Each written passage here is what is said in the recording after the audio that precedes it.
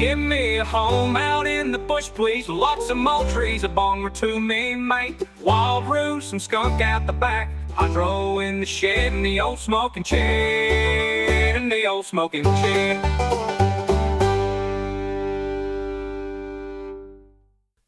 G'day, welcome to the Terpene Table, where cannabis culture meets cultivated conversation. I'm your host, Wild Roo, grower, guide, and your mate in the garden. Each episode, we dig into the roots of the plant, from terpene talk to cultivar deep dives, to stories shaping the cannabis scene. So roll one, pack one, pour a cuppa, and let's hop in.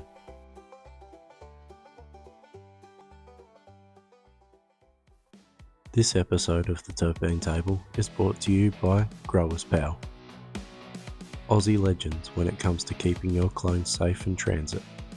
If you've ever tried to post a cutting, wrapped in wet paper towel and cling wrap, you'll know it's a gamble at best. Growers Pal clone shippers take the guesswork out of it. Purpose built with segmented compartments to keep your genetics snug, and even a little LED light to keep them happy on the road. Whether they're headed up the coast or across the country, you can trust your prize cuts will land fresh, not fried. They're mates of the Roo and they're mates of the Discord, so you know their growers looking out for you, not just trying to sell you something. Head over to growerspal.com.au. That's www.growerspal.com.au and sort yourself out with a proper kit for moving your genetics across the country, because good clones deserve a fair dinkum safe ride.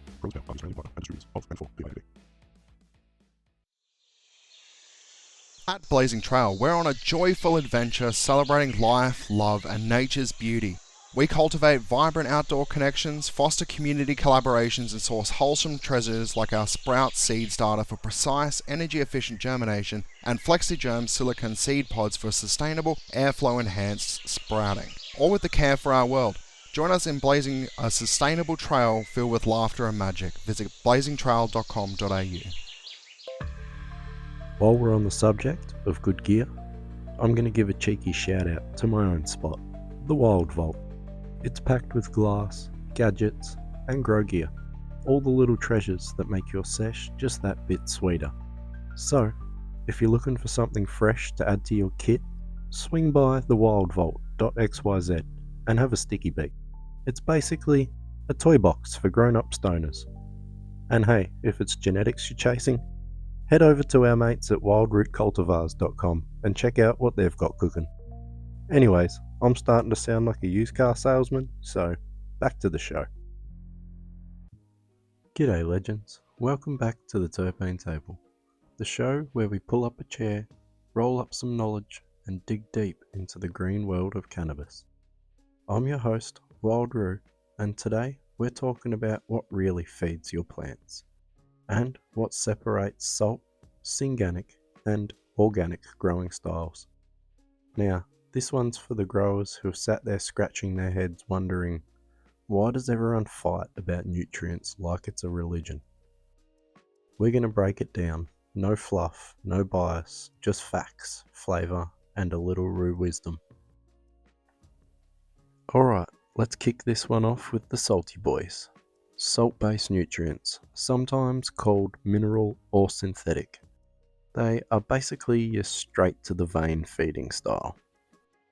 These are nutrient salts, things like calcium nitrate, potassium phosphate, magnesium sulfate, all dissolved in water and instantly available to the plant. No waiting on microbes or bacteria to do the work. It's just sip, absorb, grow. It's the fast food of the grow world. You know exactly what you're feeding. You get predictable results every time. Plants love the efficiency. They can uptake exactly what they need when they need it. But there is a trade-off. It's all about precision. You mess up your EC or pH and your plants will tell you real quick. Nutrient lockouts, salt buildup, crispy tips, you name it. And if you're running salts long term without flushing, your medium can turn into a mineral minefield. So it's clean, controlled, but it can get sterile, like growing in a lab, not a living system. Right, now let's swing to the other end, organic growing. This is the farm-to-table version of cannabis cultivation. Instead of feeding the plant directly, you're feeding the soil, and the soil in turn feeds the plant. It's a living ecosystem. You've got microbes, fungi, and bacteria all working together to break down organic matter. Things like compost, bat guano, kelp meal, worm castings, and turn it into plant-available nutrients. Think of it like slow cooking. Everything's done naturally, and it builds real structure in the soil. The flavour, the smell, the terpene expression is next level. That's why a lot of connoisseurs swear organic buds hit smoother, taste richer, and have that extra soul to them. But here's the reality, it takes time. You can't just dump and grow.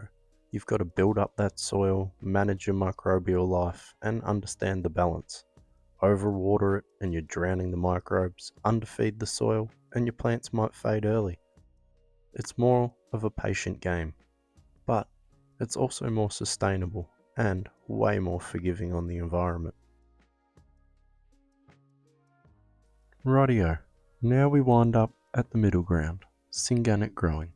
That's synthetic plus organic. The goal? Combine the precision of salt-based nutrients with the flavour and soil health of organic growing. It's like giving your soil biology a boost with just enough mineral salts to keep the plant cruising. You might run a living soil base, but top it up with bottled nutrients, amino acids, or micro supplements, keeping the microbes happy and the plant fed. When it's done right, it's beautiful. You get explosive growth and full terpene expressions. You're not fully sterile, you're not fully hippie, you're balanced. But it's a dance. Too much salt and you wipe out your microbes. Too much organic matter and your medium can clog up, go anaerobic, and just stall uptake. You've got to learn how to harmonise the two. This is where experience shines. Knowing your EC, understanding your soil, and keeping the system alive without overdoing it. Alright, so which one's best? Honestly, there isn't a single right answer. It all depends on your grow style, your setup, and your goals. Salt is for control and speed, perfect for hydro and cocoa, or commercial runs. Organic is for flavour, sustainability, and long-term soil health. Synganic is for growers who want a bit of everything, power and soul, yield and flavour. At the end of the day, it's about knowing your medium and your mission. There's no shame in trying each style. In fact, most of the best growers I know have blended a little bit of everything over time. And here we are with Rue's takeaway. This is how I see it. Salt feeds the plant, organics feeds the soil, Synganics feeds the system. And no matter what you're running, it's the care, the consistency, and the understanding behind it that makes your cannabis shine. So, next time someone tells you that organic is better or salts grow bigger buds, just smile and remember, it's not about picking sides, it's about knowing your garden. And that's it for today's session at the Terpene Table. If you enjoyed the chat, roll up one for the Rue and share the Terpene Table with the Gromies. Next time, we're chatting environment. Until then, keep it green, keep it clean, and I'll see you at the table.